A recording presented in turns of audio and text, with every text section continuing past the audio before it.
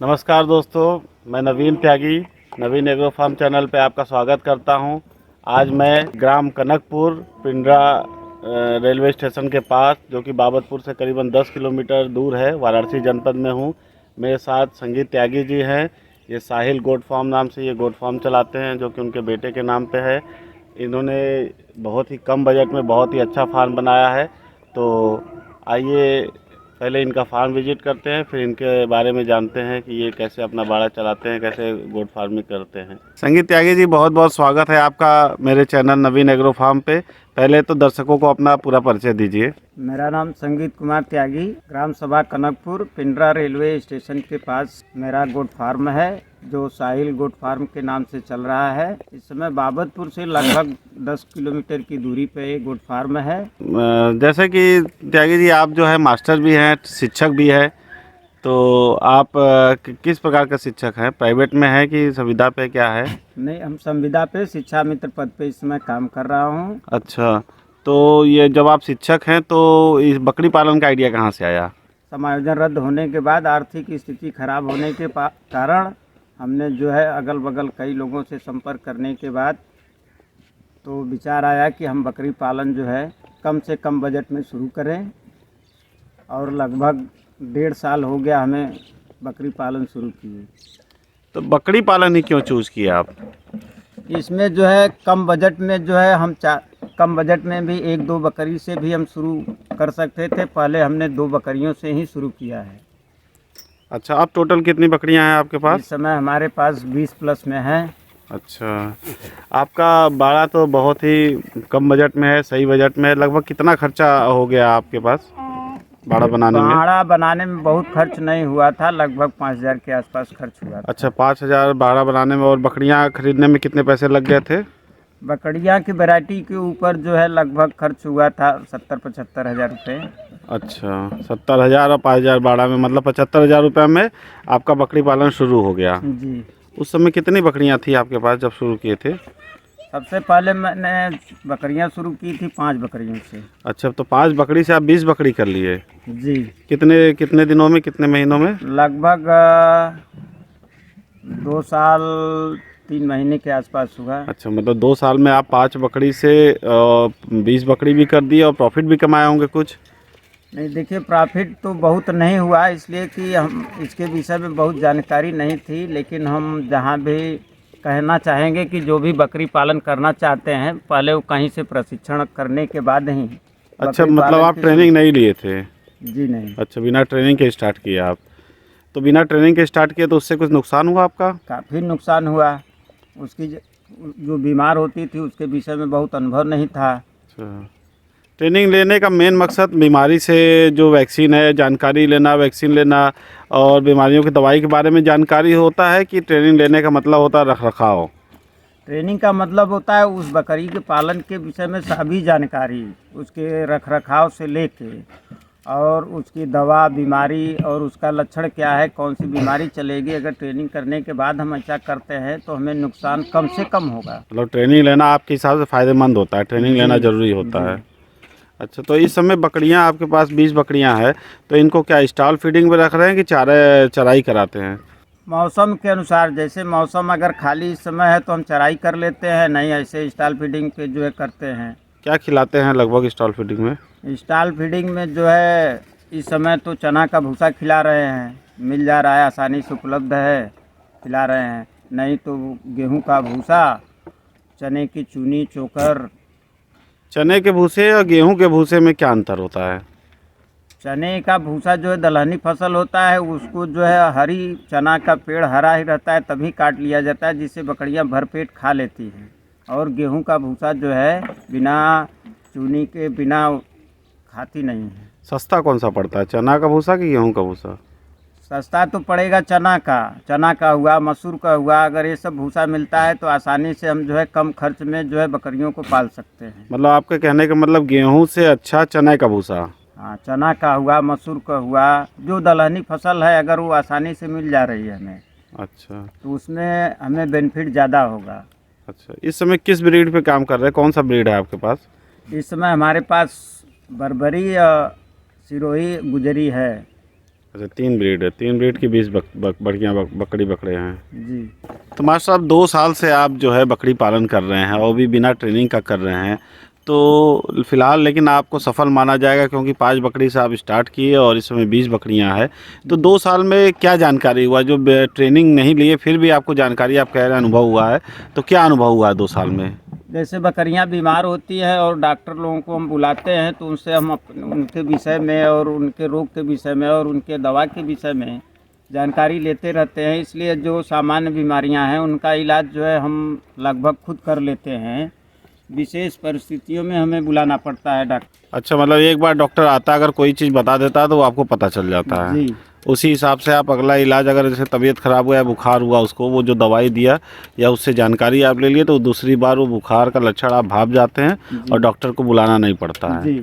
अच्छा, तो जैसे प्रेग्नेंट बकरियां जो होती है, गाभिन होती है, अगर बच्चे देती है तो डॉक्टर को बुलाते हैं कि खुद से? नहीं, खुद कर लेते हैं। अच्छा, खुद कर लेते हैं। तो कुछ दवाइयों के बारे में बताइए जो आपको जानकारी है हमें भी। दवाइयों के विषय में जैसे हम अधिकांश होम्योपैथ की दवा चलाते हैं जी।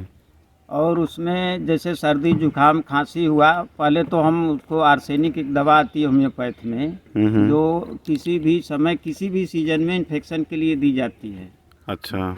उसके देने के बाद बकरियों की जो स्थिति है, सर्दी बुखार है या गीला लैट्रिन कर रही हैं, उस हिसाब से उन लोगों को हम अपने हिसाब से दवा देते रहते हैं। और मास्टर साहब, जैसा कि देख रहा हूँ मैं यहाँ का आपके पास कुछ दवाइयाँ रखी हुई हैं, तो इनके बारे में आप कुछ बताएंगे मुझे? जी बताएंगे। ये हमारा है, जैसे इसका नाम है BH का पाउड। ये होम्योपैथ की मेडिसिन है। इसको जो है सर्दी जुकाम होने पर, जब बच्चा बड़ी बकरी हो या छोटा बच्चा हो जो काफ़ी सर्दी जुकाम से परेशान हो जाता है, उसको कफ जाम हो जाती है और नाक से जो है गाढ़ा जो है नाक गिरने लगता है, तो उस समय ये दवा दी जाती है। और सर्दियों के साथ साथ अगर उसे बुखार रहता है तो इसका नाम है फीवर आउट।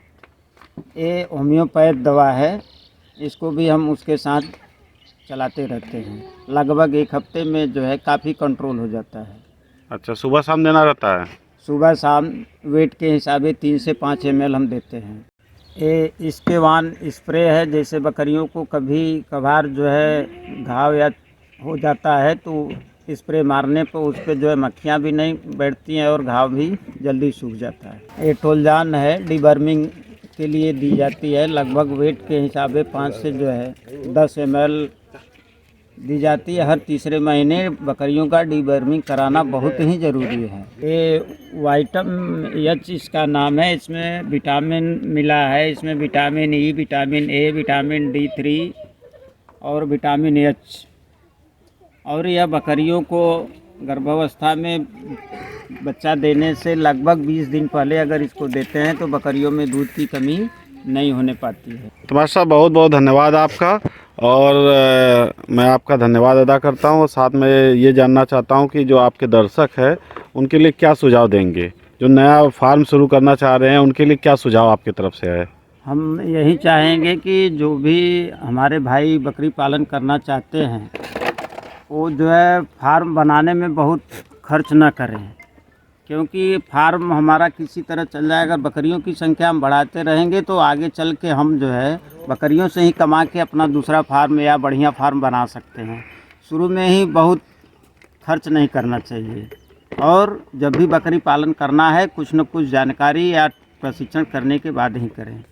अच्छा, आपका कहना है कि फार्म पे कम, बकरी पे ज़्यादा खर्चा करें और ट्रेनिंग लेके करें। जी, तो बहुत बहुत धन्यवाद आपका मास्टर साहब। साथियों, आइए देखते हैं कि लो बजट में मास्टर साहब का ये फार्म कैसा है।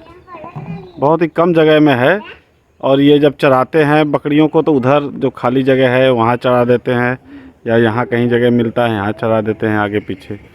आइए देखते हैं इनका कैसा फार्म है।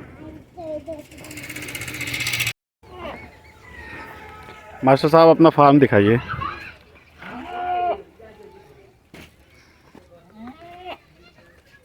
देखिए यहाँ कई सारे बच्चे हैं।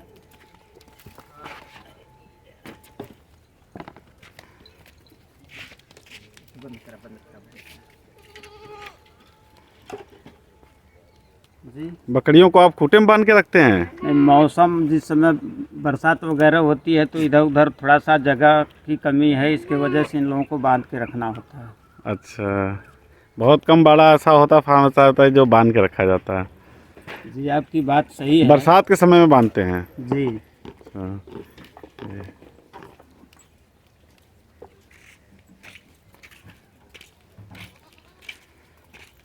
साहिल भाई, आपका स्वागत है हमारे चैनल पे। दिखाइए जरा बकरियां अंदर कहाँ रहती हैं रात को। रात बस्ती में रहती है। लेटिए जला के देखा लाइट जला दे।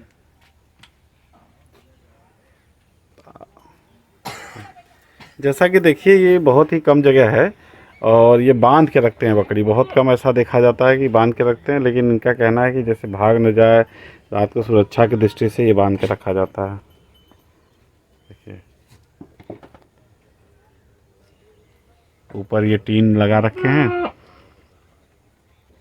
और जो है ऐसे बना रखे हैं। बहुत ही सही व्यवस्था है। कम बजट में बकरी पालन एक शुरुआत करने के लिए बहुत ही सही तरीका है। मेरे ख्याल से सभी फार्मर को इसी स्तर से शुरुआत करना चाहिए। अगर बजट कम है तो बहुत बढ़िया तरीका है।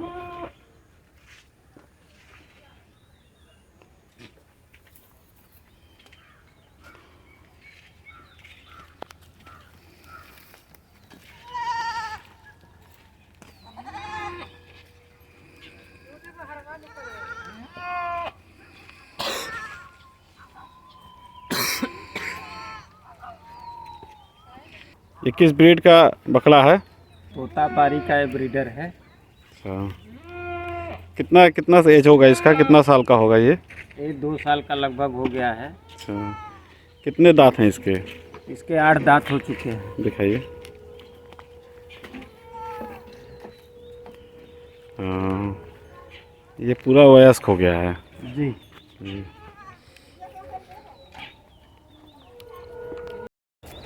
सम्मानित साथियों, ये रहा बहुत ही कम बजट में बकरी पालन जो कि हमारे मास्टर साहब करते हैं। तो कैसा लगा आपको ये वीडियो? मुझे सलाह दीजिएगा कमेंट में लिख के।